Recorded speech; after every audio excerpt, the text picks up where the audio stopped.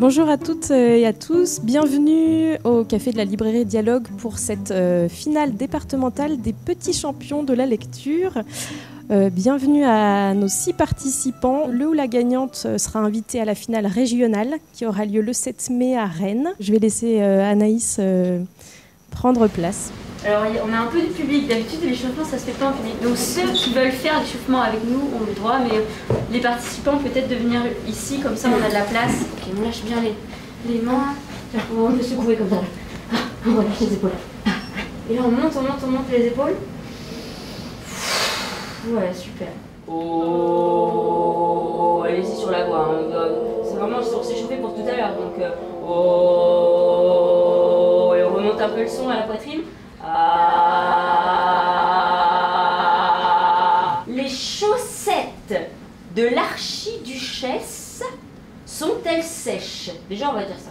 Les chaussettes de l'archiduchesse sont-elles sèches? Piano, panier, piano, panier, piano, panier, piano, panier, piano, panier. Quoi? Ces 51 cadeaux sont pour moi? Il ne fallait pas. Enfin, si. Les cadeaux, il va en être couvert, c'est certain. Il est tellement mignon. Mais lui, il n'en a pas un seul à offrir à sa famille. Bon, réfléchissons. Il a sûrement le temps de dénicher quelque chose. Une noisette, par exemple. Il n'existe pas plus beau cadeau de Noël qu'une noisette. Salut Clotaire, entendit-il soudain. Un pigeon se tient au rebord de la fenêtre. Son nom est François, mais il veut qu'on l'appelle Turbo, ce que personne ne fait jamais. François, ne m'appelle pas Clotaire devant des civils. Tu veux qu'il découvre mon identité secrète? Moi, je suis pas. Je sais, mais j'arrive pas à m'y faire. C'est tellement moche comme prénom. Bref, fais péter ta cape, pas en mission, baby. Pas ce soir, François, c'est Noël. En plus, j'ai même pas de cadeau. Et puis, de toute façon, j'ai même pas mes pouvoirs. Ma cape est au sale, j'ai que mon slip. Te fais pas de bile, Émile. Viens comme tu es. Et puis, ton cadeau, on s'en occupera en chemin. Parole de Turbo. C'est une mission de la plus haute importance. J'ai perdu mon short. Vois ma plume. Il faut absolument que tu m'aides à le retrouver. Le pigeon étant un naturel obstiné et le hamster n'aimant pas les conflits, voilà François et Clotaire livrés à la nuit à la recherche du short perdu. Mais où peut bien être mon joli short qui cache si bien ma plume? Clotaire ne peut pas répondre à grand-chose à cela. Le fameux short, il sait parfaitement à quoi il ressemble. Une espèce de tissu informe avec une odeur. Un mélange de produits vaisselle et de plumes. Qui pourrait bien avoir envie de coller ça sur ses fesses? À part les rats, je ne vois pas trop. Les rats! Mais oui, c'est ça! François, et si c'était les rats? T'as raison, Gaston. Quand je les croise, ils sont un peu bizarres. Ils me regardent droit dans le short. Ils le convoitent depuis toujours. C'est eux, morts aux rats. Clotaire a quand même du mal à croire qu'on puisse convoiter le short de son ami. Mais il ne peut plus faire marche arrière maintenant. En route pour le repère des rats dégoûtants au fin fond des égouts. 15 jours sans réseau. Dans la Creuse, il existe un village qui porte le doux nom de la chapelle Saint-Jambon-sur-Chaise. Franchement, il ne faut pas avoir de cheveux sur la langue pour habiter là-bas. Vous imaginez celui qui n'arrive pas à prononcer les ch et qui vit dans ce village? Mes parents ont décidé que nous allions vivre 15 jours dans ce lieu que personne ne connaît et où il ne se passe jamais rien. Mais le pire, c'est que là-bas, il va falloir renoncer à toute connexion, quelle qu'elle soit. On appelle ça une détox numérique.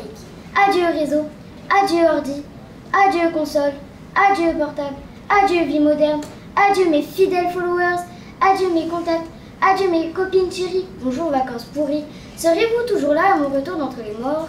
Difficile d'être plus explicite. Tous mes amis sur Facebook vont savoir que je m'apprête à vivre un cauchemar. J'ai aussi posté une vidéo de morts vivants qui marchent dans une rue déserte. C'est ma famille et moi d'ici quelques jours. Émilie Ranier, sur Facebook, 27 juin. Je ne compte plus les commentaires qui ont suivi mon post. 15 jours sans réseau. J'ai battu mon record. Mon cœur a de nouveau sauté dans ma poitrine puisque Sam a liké ma vidéo de zombie. Comment imaginer que je puisse tenir ne serait-ce que 2 jours sans parler avec mes copines chéries? On fait des tonnes de selfies, elle et moi, en ce moment. Je vais en être privée d'ici peu. Alors, je prends de l'avance. J'en ai 12 avec Théana, 17 avec Juliette, 23 avec Aurélie et sa jumelle.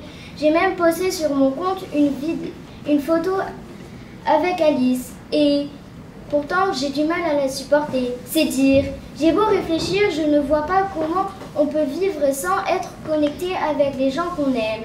J'ai essayé d'expliquer ça à mes parents, mais autant parler à un mur. Et encore, un mur est plus compréhensif. Imposer 15 jours sans réseau à ses enfants, c'est comme refermer la vitre juste au moment où une mouche veut s'envoler et la regarde s'écraser lourdement au sol. Au niveau cruauté, on est sur le même plan. Alors comme ça, Ben était de nos ancêtres. La classe! Tiens, et si tu essayais de lancer un cerf-volant au beau milieu d'un orage, qu'on voit si tu t'es fait électrocuter? Hein? Proposa Amy. Allons les enfants, intervient Alistair. Nous avons bien trop à faire pour perdre notre temps en chamaillerie. Nous avons toutes ces annotations à lire. Et Amy fut prise une quinte de tout. Une odeur âcre lui irritait la gorge. Attendez, il y a quelqu'un qui fume ou quoi? Ils regardèrent autour d'eux, surpris. Soudain, près du plafond, elle vit un nuage de fumée blanche qui s'étendait rapidement. « Il y a le feu !» s'écria Dan. « Vite, remontons !» Mais sa sœur était pétrifiée. Elle avait une peur panique du feu. Ça lui rappelait d'être mauvais souvenir.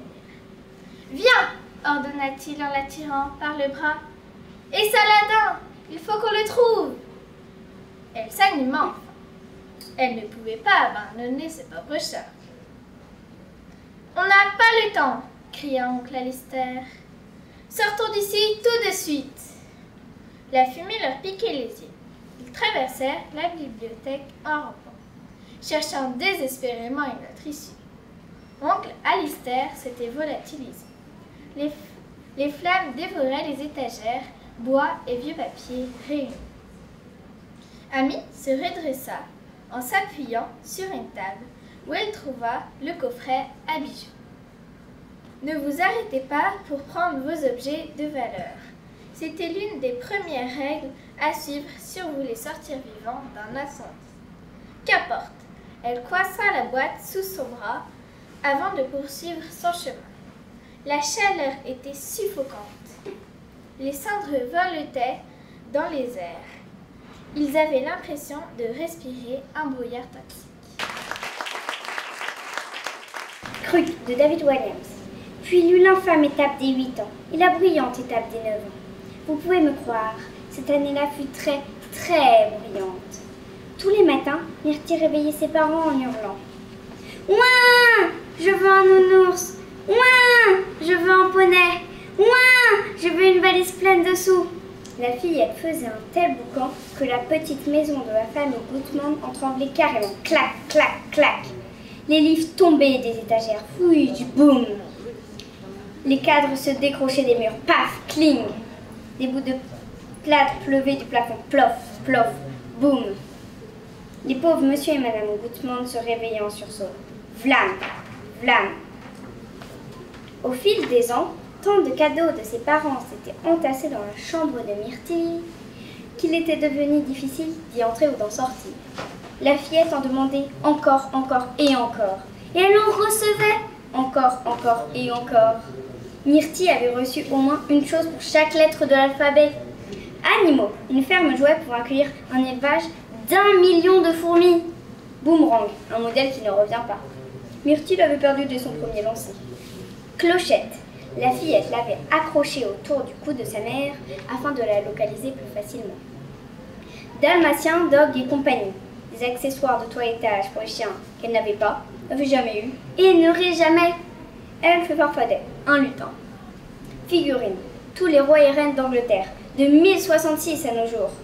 Gravi plein, la plus grande collection de robes. Horreur en perspective, une trancheuse à jambon. Alors qu'elle détestait le jambon. Idiotie totale, des patins à glace pour éléphants. 4. Juste dégoûtant. Un bocal contenant un roux d'Albert Einstein. En revanche, Myrtille n'avait pas le moindre livre. Bien que ses parents soient bibliothécaires, elle détestait les livres et trouvait ennuyeux à mourir. Et malgré tout ce qu'elle possédait, cet univers entier de saleté en tout genre, La fillette voulait encore quelque chose. Au bout d'environ 1000 millions de milliards d'heures, on avait enfin fini de ranger et on a pu reprendre le travail. Je venais d'écrire. Il était encore une fois et Terry venait de me signaler que j'avais à nouveau fait une faute à foi quand la table s'est mise à trembler. Arrête de faire trembler la table, lui ai-je ordonné. Il a rétorqué. Je ne fais pas trembler la table. Je pensais que c'était toi. Mais non, ce n'est pas moi, ai-je protesté quand tout à coup, c'est l'arbre qui a commencé à bouger. Arrête de faire bouger l'arbre, s'est exclamé Terry. Je ne fais pas bouger l'arbre. Je pensais que c'était toi. Ce n'est pas moi. Je crois que c'est le gorille géant là en bas. Mais pourquoi est-ce qu'un gorille géant secoue notre arbre, ai-je demandé. Aucune idée, a avoué Terry. Si encore on vivait dans un bananier. Mais oui, c'est pour ça. Le gorille pense que notre arbre est un bananier géant. Hein? C'est évident. La banane géante que nous avons catapultée a dû atterrir sur un tennis tropical. Où vit ce gorille géant? Quand il l'a trouvé, il l'a dévoré. Il s'est tellement régalé qu'il s'est fabriqué un bateau avec la peau de banane. Et à l'aide de ses narines géantes, il a remonté la piste jusqu'à nous. Résultat, il secoue notre arbre, persuadé que c'est un bananier géant. Ton histoire est un peu tirée par le cheveu, m'a dit Terry. Tous ces efforts pour une banane. Une banane géante, lui ai-je rappelé. Avec un goût de banane super géant. Et là, nous avons entendu le rugissement caractéristique du gorille géant venant de traverser les océans sur un bateau en peau de banane à la poursuite de bananes géantes. Banane! Banane! Tu as peut-être raison, a estimé Terry. Il faut qu'on trouve une solution avant qu'il déracine notre arbre. Le doudou d'Alanis a disparu. C'est notre unique sujet de conversation depuis que nous avons ouvert un œil ce matin. Oh, ça va. C'est une peluche d'éléphant immonde et qui pue. On ne va pas en parler pendant 107 ans. A rétorqué Amaury qui n'a définitivement aucune psychologie. C'est mon Elliot! A hurlé Alanis qui ne pleurait plus depuis 2h du matin pourtant. Pourquoi tu dis qu'il est moche et qu'il pue en plus? Alanis, tu sais, parfois, les doudous grandissent, ils prennent leur liberté. Je murmure d'une voix douce. Elliot a peut-être senti qu'il était temps pour lui de te quitter et de trouver de nouveaux amis de la montagne. Ma petite sœur me regarde, les yeux remplis de larmes. Un instant, j'ai l'impression qu'elle a compris et qu'elle va me dire. Oui, tu as raison. Elliot devait vivre sa vie. Mais après s'être interrompu 3 secondes, elle reprend ses pleurs de plus belle. Ok, arrête. On va aller chercher ton Elliot. Amaury fronce ses sourcils. C'est qui? Demande-t-il. Je lève les yeux au ciel en désignant les tentes vides de notre père et de Magali. Ah, dit-il en soufflant fort. Je fais partie de l'équipe de recherche.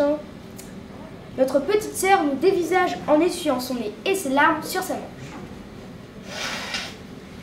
C'est vrai? Demande-t-elle d'une voix chevronnante. Vous y allez retrouver Elliot? Papa et Magali sont partis se ravitailler dans la vallée, j'explique. Ils n'en rentreront pas avant un moment. Nous, on se charge de chercher ton doudou, et toi, tu attends sagement ici avec Julie. Cette dernière me jette un regard en coin. Je suppose qu'en tant que fille unique, elle ne sait pas gérer les petites sœurs. Alors tout d'abord, merci encore à tous les 6, au public qui a assisté à cette finale des petits champions de la lecture, au jury aussi d'avoir accepté la lourde tâche de trancher aujourd'hui. C'est Jérémy qui en plus a une deuxième lourde tâche, celle d'annoncer le ou la lauréate, donc qui participera à la finale régionale le 7 mai à Rennes et peut-être à la finale nationale à la Comédie Française le 29 juin. Il y a un gros enjeu.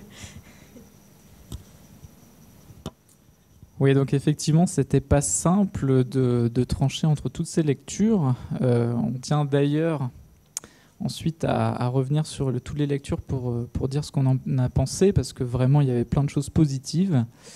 Malgré tout, il a fallu choisir un lauréat qu'on a choisi parce que c'est une lecture qui nous a beaucoup fait rire, une lecture avec une intonation, une voix claire.